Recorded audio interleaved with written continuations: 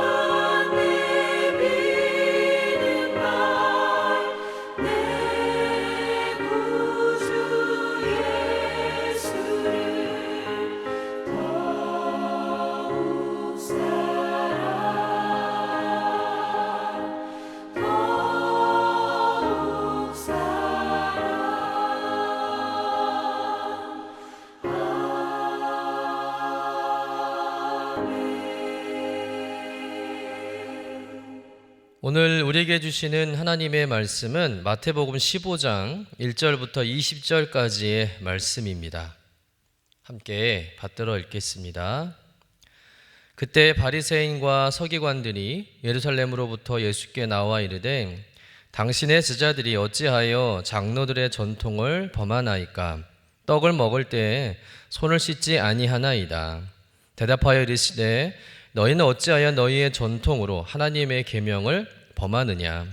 하나님이 이르셨으되 내 부모를 공경하라 하시고 또 아버지나 어머니를 비방하는 자는 반드시 죽임을 당하리라 하셨거늘 너희는 이르되 누구든지 아버지에게나 어머니에게 말하기를 내가 드려 유익하게 할 것이 하나님께 드림이 되었다고 하기만 하면 그 부모를 공경할 것이 없다 하여 너희의 전통으로 하나님의 말씀을 폐하는도다.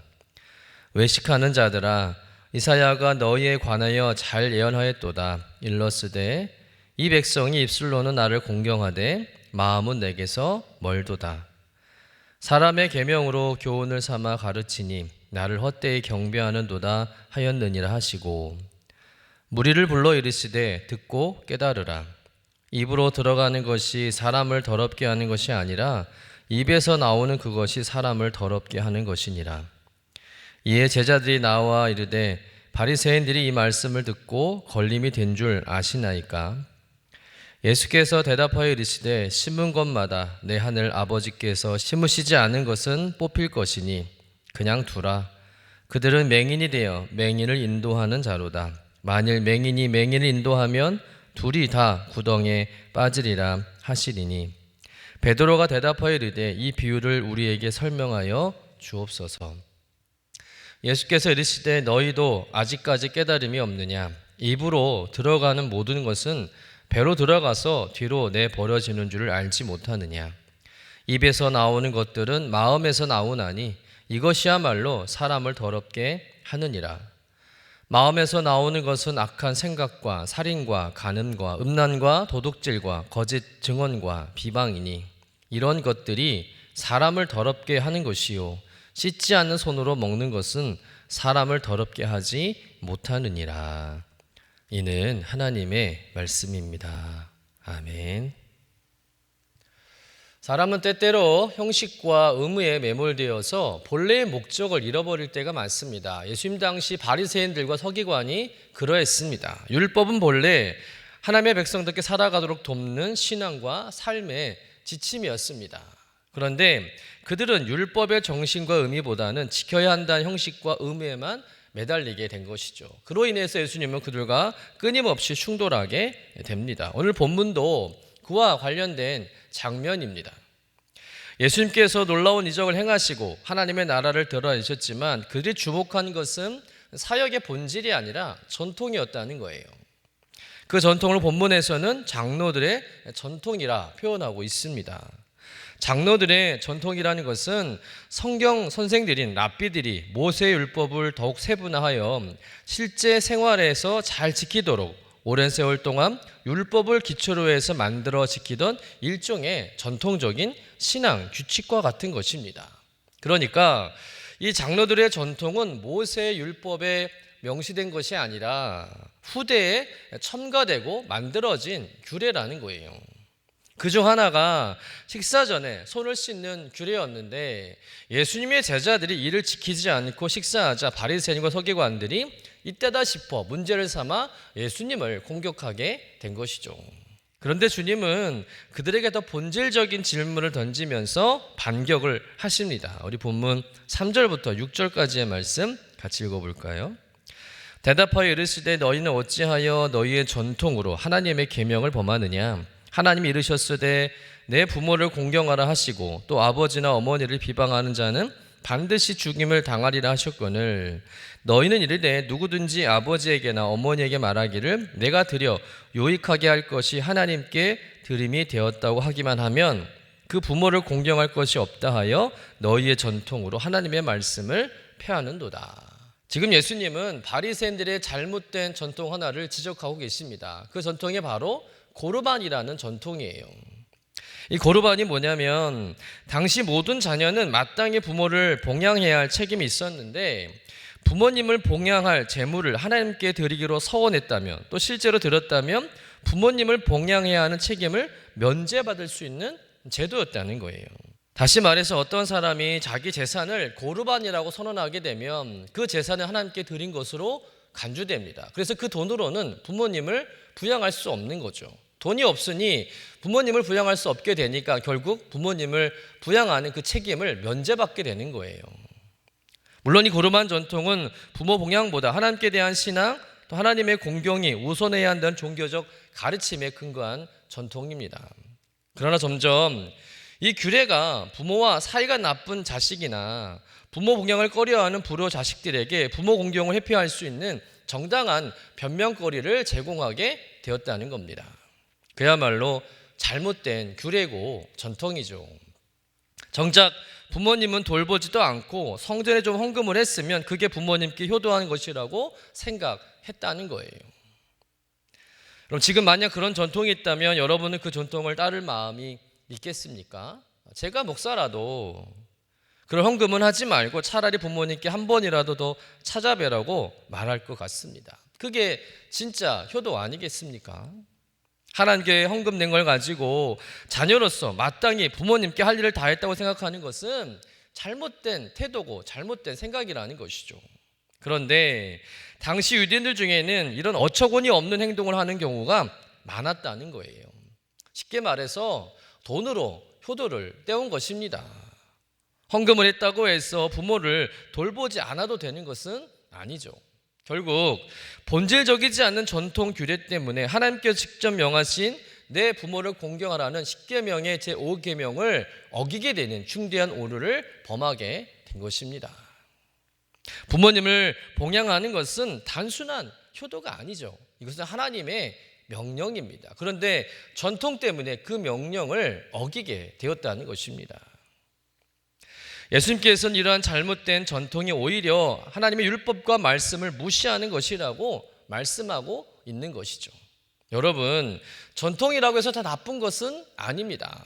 전통은 무엇입니까? 오래된 경험과 습득을 통해서 최선의 방법을 찾아낸 선조들의 지혜의 결과입니다. 좋은 전통은 계속해서 이어가고 후대들에게 전수해야 합니다. 유대인들의 전통도 마찬가지였을 거예요. 그들이 수천 년 동안 율법을 지켜오면서 이 율법에 이런 부분을 더하면 좋겠다, 더 잘 지킬 수 있겠다 생각되어져서 그 율법에 관련된 전통을 만들어 적용하려고 했던 것이죠. 그런데 유대 사회 속에서 말씀을 더 잘 지키기 위해 세운 전통이 오히려 말씀의 본질과 근본 정신을 왜곡하는 문제를 일으키게 되었다는 것입니다. 예수님은 이것을 문제 삼아서 거꾸로 질문하심으로 손을 씻는 전통에 대해 이의를 제기하신 것이죠. 당시 전통을 중시한 사람들에게 식사를 하기 전에 손을 씻는 규례는 쉽게 어길 수 있는 일이 아니었습니다. 그러므로 그들이 볼 때 이 제자들이 손을 씻지 않고 음식을 먹는 것은 중대한 종교법을 위반하는 행위로 보일 수밖에 없는 것이죠. 그런데 예수님께서는 고르반이라는 잘못된 전통을 말씀하시면서 그런 전통으로 인해 하나님의 계명을 어기는 문제를 지적하고 계시다는 거예요. 너희들은, 즉 바리새인과 서기관들은 그 율법을 무시하고 그저 자신들이 만든 전통이 먼저라고 여기고 전통을 지키려다 더 중요하고 본질적인 율법을 어기는 잘못을 저지르고 있지 않냐라고 역공을 하신 것이죠. 여러분, 바리새인들과 서기관들은 겉으로만 보면 손을 씻지 않고는 밥을 먹지 않을 만큼 정결하고 경건한 삶을 살아가는 사람처럼 보일 수 있습니다. 또 자기의 전 재산을 성전을 위한 제물로 바치고 서원할 정도로 하나님께 대한 헌신이 남다르고 대단해 보일 수도 있습니다. 그에 비해 손도 씻지 않고 밥을 먹는 제자들은 믿음도 헌신도 없어 보이고 무식하고 천박해 보일 수밖에 없는 것이죠. 그러나 예수님께서 보실 때는 어떠했습니까? 그들이 외식하는 것처럼 보였다는 거예요. 외식에 불과했다는 것입니다. 그래서 뭐라고 말씀하십니까? 외식하는 자들이라고 책망하고 계신 거예요. 7절 말씀 같이 읽어보겠습니다.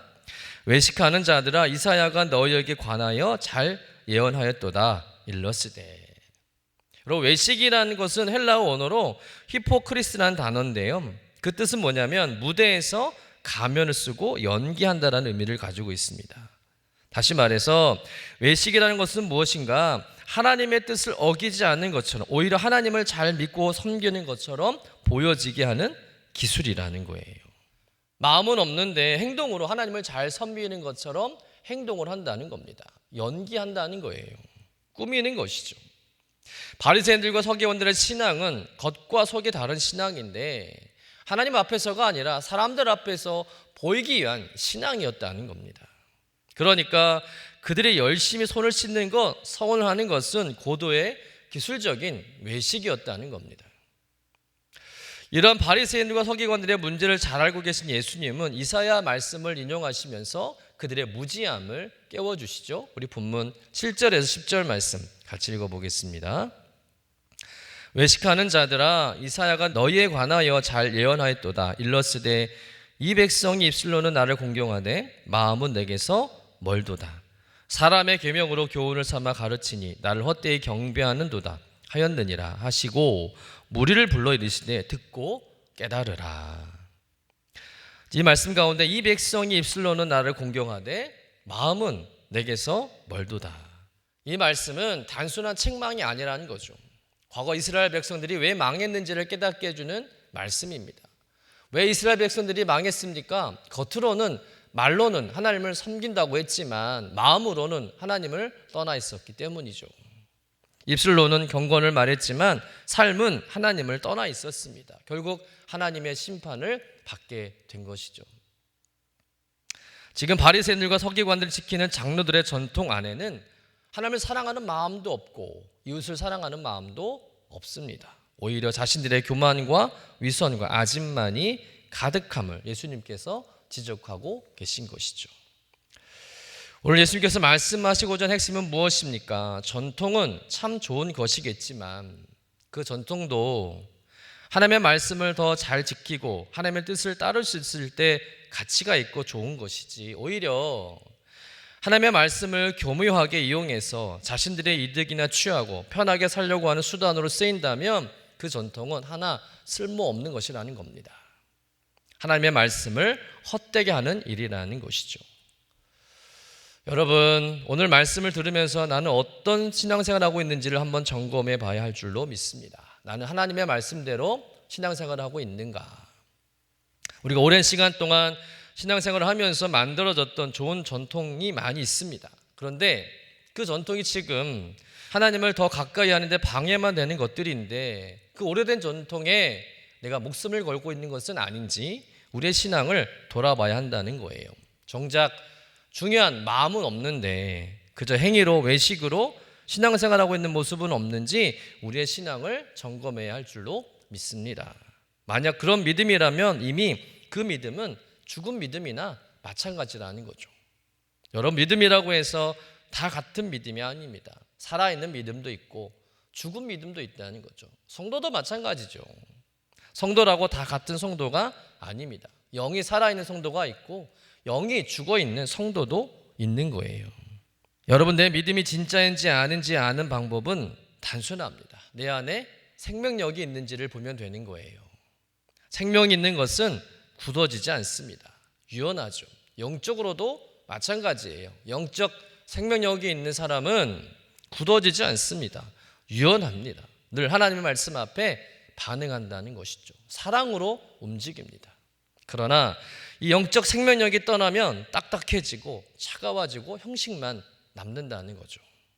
여러분, 예수님의 생명이 떠나면 기독교도 그저 종교 활동에 불과한 거예요. 역사는 그것을 보여주고 있습니다.